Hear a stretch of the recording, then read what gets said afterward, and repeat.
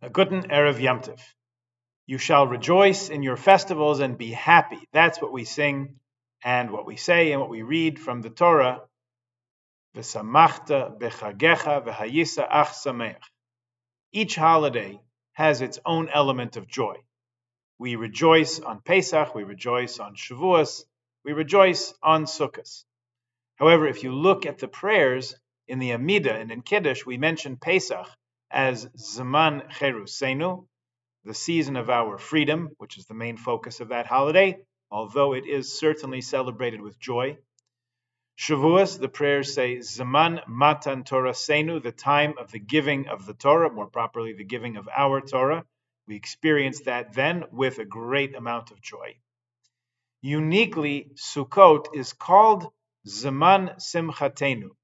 In the Shemona Esrei and in Kiddush, it's the time of our joy, just joy. We dwell in Sukkot to remember how God protected us for 40 years in the desert, but we don't say in the prayers, Chag HaSukkot Hazeh, Zman, when God protected us in the Sukkot for 40 years traveling in the Midbar. It's a mouthful to say. We just say, Zman Simchasenu, the time of our rejoicing. This is really the standout element of Sukkot. Interesting to note that at Shmini Atzeret, Simchas Torah, it also says Zaman Simchatenu, but it's printed as a separate word. So it's been pointed out that it's a separate joy. It's another level of joy on Simchat Torah, as anyone who's ever joined us at Kehillat Sharei Torah can certainly attest. Anyway, as a result of joy, the main focus of the holiday is dwelling in the Sukkah and Simchas Beis HaShoeva, the rejoicing, dancing, singing, eating, enjoying the company of your friends in the Sukkah. There's probably a Simchas Beis HaShoeva in most shuls at least one night of the holiday. Advertisements tell us there's a big one with headline entertainment in Thornhill on Sunday evening. We'll have an open house at our place on Monday afternoon, to which you're all warmly invited. I'll share a few stories. In order to truly enjoy this story, you really must go to Rabbi Sachs's website and hear him tell it. It's so much more enjoyable to hear him say it. I'll read the transcript as it is because his wording is so precious. This is what Rabbi Sachs recalls. A story for Sukkot, it's called. And it really happened over 40 years ago. He says it was when Elaine and I were first married. And so, for the first time, I had to make a sukkah for ourselves. And I really didn't know how.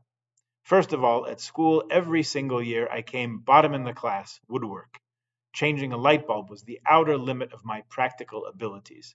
Secondly, we didn't have a car, so I had no idea how to get the materials and bring them back home.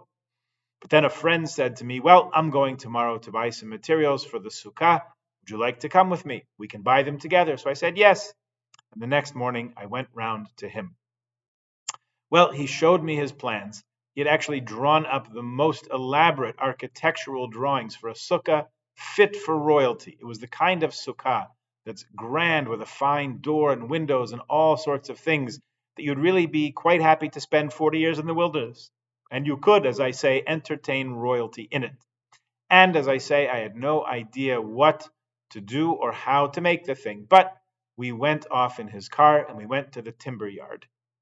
When we got there, he took out of his pocket a long list of precise specifications, beams and planks and hinges and screws and goodness knows what. And I, said Rabbi Sachs, I really had no idea. So I ordered a few big sheets of hardboard and a few planks and a bag of nails, and that was it. We put them all in his car, and we came back to our respective homes and started hammering away. The next day, we visited one another to see our respective handiwork. He had indeed done a palace of a sukkah. It was grand, it was self-standing, and it was magnificent. And mine had just 3 walls of hardboard nailed together and leaning against the house. It looked like a great big packing box and very ungainly. But never mind, at least it satisfied the halachic requirements. And we went into Yom Tov and duly celebrated. The second night of Sukkot, there was an almighty storm, an intense hurricane force wind, and the next morning I came to Shul, and he was looking very downcast. What's the matter? I said to him. My sukkah, he said. In the storm last night, it blew down. Yours did too, I suppose. With a self-deprecating smile, I said, no, actually, mine's still standing. I don't believe it, he said. I've got to come round and see. So after shul, he came back to our house and looked at our sukkah. And there it was, still standing, and he wanted to know why. He looked carefully and he found the answer. Because it was so unstable, I had fixed it to the house with a single nail, and that nail kept it standing upright. He paused for a moment, then he turned to me and he said this. He said, "Now I suddenly understand what Sukkot is all about." He said, "You can plan a sukkah, you can plan a building, you can plan a life down to the utmost detail, and it can be a magnificent plan. But if a wind comes, it can blow your plans away. Whereas yours, which was very rough and ready, is joined to something solid, to the wall of your house. And even if there's only one nail joining you to something solid and immovable, then all the winds in the world won't blow you away." And then he looked carefully at the nail and he turned to me with a smile I'll never forget. And he said to me, "That nail is faith." The take home message of that story from Rabbi Sachs is really not so distant from this story from the Hasidic world about the great Rabbi Meir of Premishlan. Rabbi Meir had a reputation as a miracle worker, to which the younger generation said, with the characteristic skepticism of their time and all time, "Yeah, right, sure he's a miracle worker." Happened to be that in Premishlan, the mikveh was on top of a steep hill. In the winter, when it became muddy or icy, it was hard going to get up the hill to stop in the mikveh before prayers, as is the Hasidic custom. But Rabbi Meir would just walk straight up the hill with no hesitation. As two of the skeptics saw him coming down the pathway, they said, "Well, if he can do it, we can do it." They waited till Rabbi Meir was out of sight, and then they headed up the hill. They slipped, they slid, they fell. One of them hurt himself, unfortunately. They couldn't figure it out. Word of their mishap got back to Rabbi Meir, and he went to visit them to see if they were okay, and to let them know no hard feelings for them mocking him behind his back. They asked, "Rabbi Meir, we have a question for you. How is it that we, who are young, were in good shape, we have such trouble climbing the hill, and you went with so little effort, so little trouble?"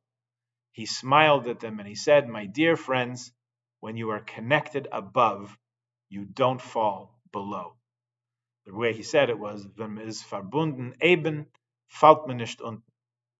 This year has been a slippery and slidey one, to put the kindest face we can on it. We've had a stormy time of things, with winds buffeting at us from all sides. And here we're talking about those of us who don't live in Florida. Last week, I spoke with those of us who do live in Florida, and they said they're fine miraculously. The lesson for us is clear: to hold on to what is important, what is above, what is transcendent. The joy of the Yom Tov, not because we're free, though we are, thankfully, not because we have the Torah, thankfully we do, but because we are, because Hashem is, and because this holiday is, and it is, the season of our joy, Zaman Simchatenu. The Zohar says those are really all one thing. That itself brings the highest joy. One more quick story. During the First World War, which at the time was called the Great War because they thought obviously there's never going to be another one like it, conditions made it extremely difficult to get a lulav and esrog. In the town of Rostov on Don in the Ukraine, the rabbi was able to get one thanks to the efforts and money provided by one of his followers. Everyone in town gathered to make the bracha on this very special, unique in that town, lulav and esrog. One Jew arrived on the third day of Chol HaMoed from a far-off village because he'd heard that there was a lulav and esrog in Rostov. He arrived, he took the lulav and esrog, made the bracha and the nanuyim with great feeling, and then handed it back. And a heartfelt and profound Baruch Hashem, thank God, escaped his lips. The rabbi heard this and saw the person's inner joy and satisfaction in doing the mitzvah, not to mention the journey he undertook to get there, to be able to do it. The rabbi gave him a bracha. May God make the joy of this mitzvah shine for you all year. We probably have more mitzvahs this week than any other time during the year. There's lulav and esrog every day. There's making a bracha, leishev b'sukkah, and the shul sukkah is open to any and all of you anytime you want to come and sit in the sukkah and make a bracha. We're also having an open house at our house on Monday afternoon, to which everyone's warmly invited. It's actually a mitzvah to rejoice every moment of the 8 days of Sukkot, So every moment that you're awake and happy, that's a mitzvah. If you can figure out how to sleep joyfully, do that too. Every moment you spend in the sukkah, eating, drinking, talking with your friends, learning a bit of Torah, reading the news, checking emails on Chol Hamoed, that's also a mitzvah. Just being in the sukkah itself is a mitzvah. Let's make the most of it, and may the joy of the mitzvot and the joy of the season shine for us the entire year. Chag Sameach.